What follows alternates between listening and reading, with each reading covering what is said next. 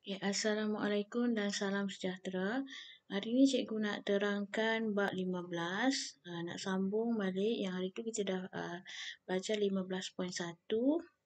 Okay, hari ini kita akan belajar 15.2 iaitu gametogenesis manusia. Okay.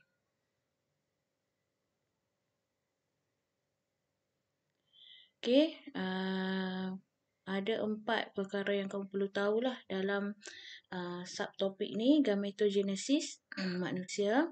Pertama, mewajarkan keperluan gametogenesis. Kenapa perlu adanya proses gametogenesis ni? Okey, yang first sekali, apa itu gametogenesis? Gametogenesis ialah proses pembentukan sel pembiakan. Iaitu gamet. Okey, kita ada gamet jantan dan gamet betina. Okey, proses gametogenesis ni berlaku dalam gonad. Gonad itu adalah organ pembiakan. Okey, dalam lelaki organ pembiakan dia testis dan perempuan adalah ovari. Okey, gametogenesis menghasilkan gamet. Gamet tu mestilah bersifat haploid and kenapa dia haploid? Sebab nanti bila persiamaan berlaku, sperma dan ovum bercantum di tip fallopian, maka barulah terbentuk zygote yang bersifat diploid 2N. Haploid bertemu haploid bercantum menjadi diploid. Sebab tu gamet perlu bersifat haploid. Okey, pertama kita pergi dulu pembentukan gamet, spermatogenesis. Okey, apa itu spermatogenesis? Proses pembentukan sperma. Macam mana sperma boleh terbentuk? Dan proses ini berlaku dalam testis. Okey, ini adalah testis. Okey, di dalam testis ada tubul seminiferus yang berlipat-lipat, berlingkar-lingkar dan sangat panjanglah. Okey, di dalam tubul seminiferus inilah berlaku pembentukan sperma. Okey. Dan nanti cikgu akan terangkan dengan lebih detail macam mana pembentukan sperma tu. Okey. Di dinding tubul seminiferus adalah sel germa primordium. Sel germa primordium ni sel awal yang akan menjalani pembahagian, kemudian barulah menjadi sperma. Okey. Pembahagian sel. Sel germa primordium dia akan menjalani pembahagian sel dan menghasilkan sperma. Okey. Ada juga sel Sertoli.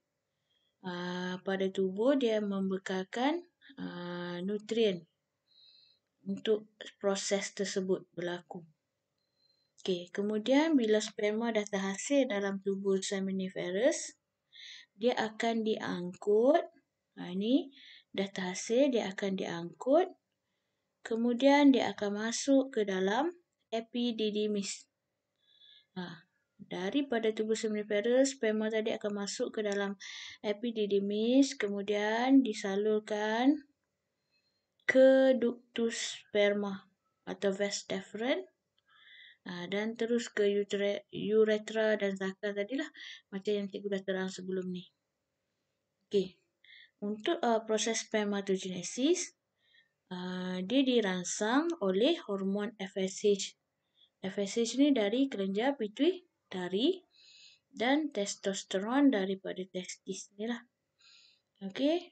Ada juga dibantu oleh hormon LH yang merangsang rembesan testosteron di testis.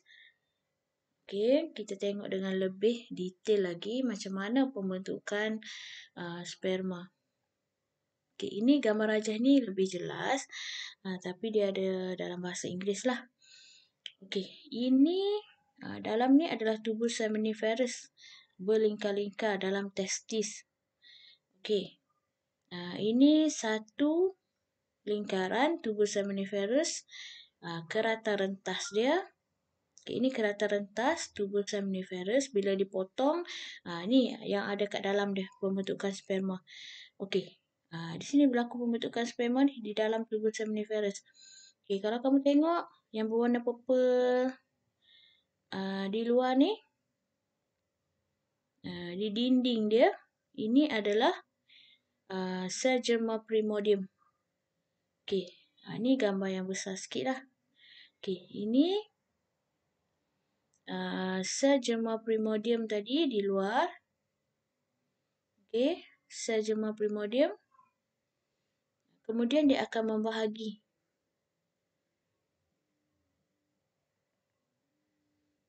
Tengok di sini. Boleh rujuk buku teks kamu. Okey, sel germa primordium daripada dinding akan membahagi secara mitosis secara berulang kali. Okey, untuk menghasilkan spermatogonium yang diploid. Kenapa diploid? Sebab mitosis. Okey. Jadi, sel germa primordium ini, germa primordium akan bermitosis dan menghasilkan banyak spermatogonium. Bermitosis. Jadi, dia masih lagi diploid. Okey. Bila dia bermitosis, hasilkan spermatogonium. Okey.